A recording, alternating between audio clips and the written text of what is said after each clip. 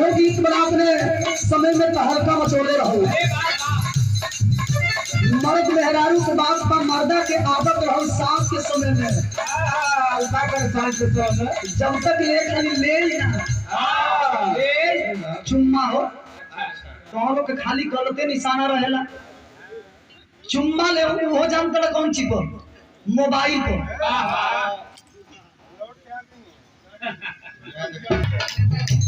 आदरणीय कमलेश यादव जी के जीजा जी नेताजी के से बहुत बहुत मतलब मंगलस का मौकी समझावत है मास्टर साहब। अरे हो हमर सोना, अरे हो हमर सोना कर चली फोनवा।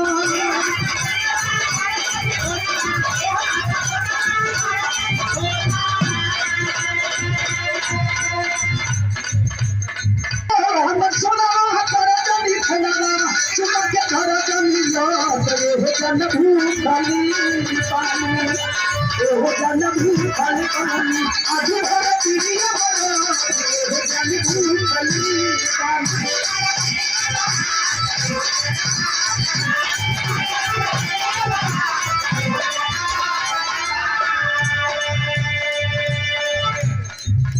भैया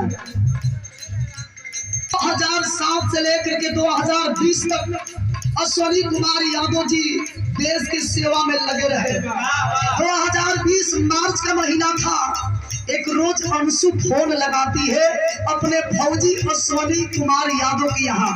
फोन में का कहे, अरे फगुआ में भुलैया,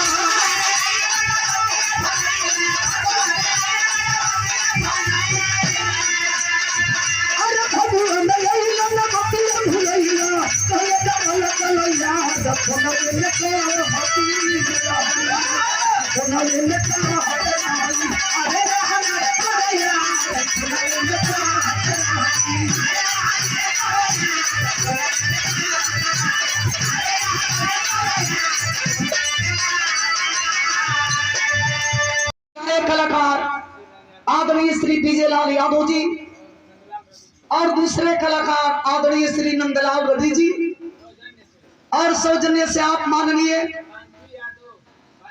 पांचू यादव जी जिला पंचायत के सदस्य महोदय करंडा वन से बहुत बहुत भैया के प्रणाम आशीर्वाद के प्रतीक्षा भी।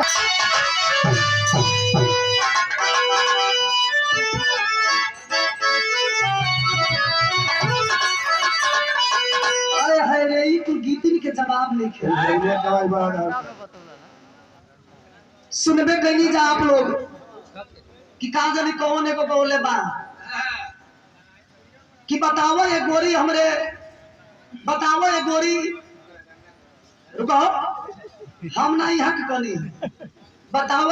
अच्छा ढोरी में पानी तोहरा अड़े लागल हो ये भैया ये कौन है थी।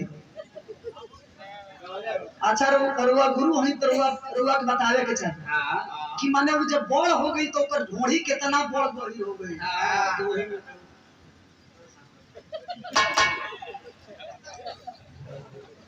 समझ नहीं आवत की दुनिया कहाँ है। एगो पगलाई के बोले बाकी लहाना में घुसल बा हजाम छुरा कैंची लेके।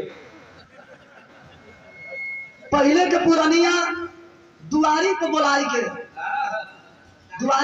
के दाढ़ी बनवाई ले। एक बारी लोग सैलून में जाते हैं दाढ़ी बनवाने, लेकिन ऊ ना ऊ देखा कैसन बा कि ऊ जगह पर घुस गई बा। जाएगा सरा उजिया के मर जाई। तने हर गीत के आनंद ली, कभी कभी पुरान चीज भी बड़ा मजा देला। अरे जैसे में भैया कहेला आदमी की पुरान चाउर होखे, पुरान मेहरारू होखे। ये ने हाथ मत दिखावा, आज हमारा बुढ़ा तक हो खाती हम बुढ़ा गई नहीं हो ऐसे कि बोले कि नहीं खे को लड़की रहुए। हाँ एगो रहुए। पहले के जमाना में गीत हमारे दादा चाचा लोग कैसे गाई मास्टर साहब।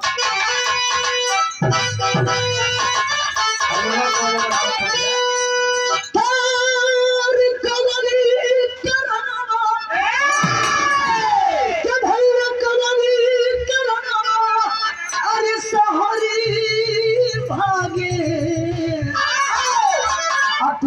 पपिया के बोलिया जहरी लागे जहरी लागे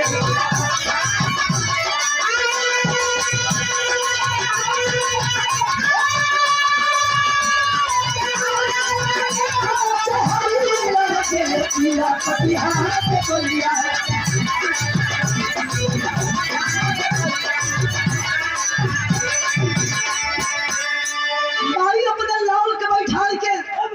समझावा करी का कहली मास्टर साहब तार जबी कदिलना